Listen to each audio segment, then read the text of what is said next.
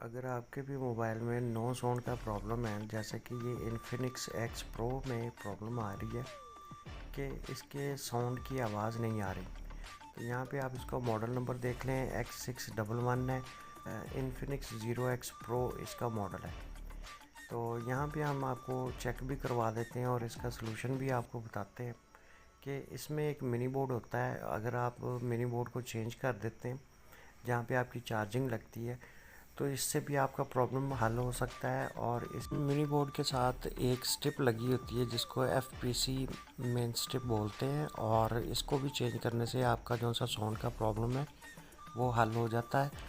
और यानी कि ये दो चीज़ों को आपको चेक करना पड़ेगा, एक मिनी बोर्ड को और दूसरा इसकी स्ट्रिप को, मेन PC स्ट्रिप को। और ये डक्की भाई का चैनल हमने खोल दिया है और यहाँ पे भी आवाज़ नहीं आ रही है, और इनके आप फेस के रिएक्शन देख लें।